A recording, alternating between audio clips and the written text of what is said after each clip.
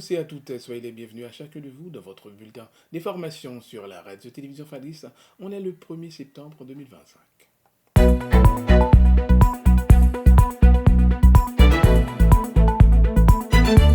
Au moins 2 morts et plusieurs blessés ont été enregistrés lors d'un accident de la circulation impliquant deux véhicules Max Pro de la MMAS survenu à Pèlerin-Neuf, Pétionville, le dimanche 31 août. Malheureusement, des pertes en vie humaine ont été signalées pouvant inclure des civils ainsi que du personnel de la MSS. Tandis que plusieurs autres personnes ont été grièvement blessées, précise un communiqué de la mission multinationale d'appui à la sécurité sans toutefois mentionner le nombre exact de victimes.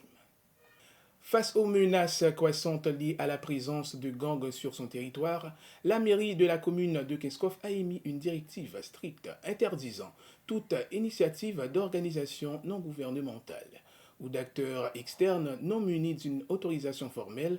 L'objectif affiché est de protéger la population et de renforcer la transparence dans la conduite des actions sur le terrain.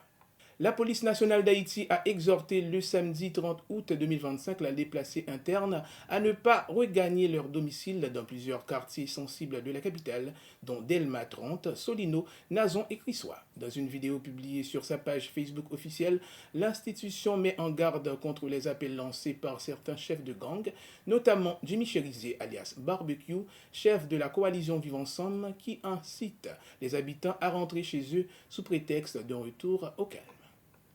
Dans un communiqué officiel publié le samedi 30 août, le coordinateur du Conseil présidentiel de transition, Laurent Saint-Cyr, s'est félicité de la participation d'Haïti à la 15e édition du Festival des Arts de la Caraïbe, Carifesta 15, tenu cette année à la Barbade. Ce grand rendez-vous culturel régional a offert à Haïti non seulement une plateforme d'expression artistique, mais aussi une opportunité de rayonnement diplomatique à travers la culture, indique le communiqué.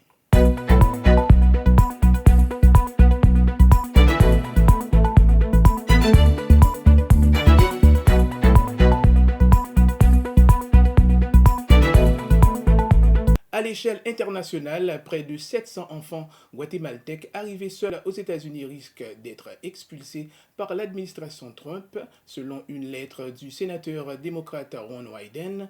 Citant des lanceurs d'alerte, il affirme que les mineurs sans parents ou tuteur légal ou sans procédure d'asile en cours seront renvoyés de force. Cette décision a été qualifiée d'inhumaine et violerait les engagements de protection de l'enfance du gouvernement américain.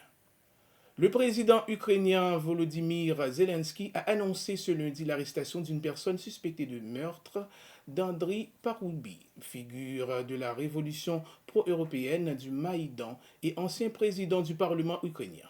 Selon le ministre de l'Intérieur, l'opération a mobilisé des dizaines de membres des forces de sécurité. L'Organisation des Nations Unies a dénoncé dimanche l'arrestation d'au moins plusieurs membres de son personnel par les Houthis au Yémen, ces détentions menées à Sana'a et Hodeïda, intervenant au lendemain de la confirmation de la mort du chef du gouvernement Houthi dans les frappes israéliennes. C'était avec vous, Esteban Stanley Edouard. Au revoir tout le monde.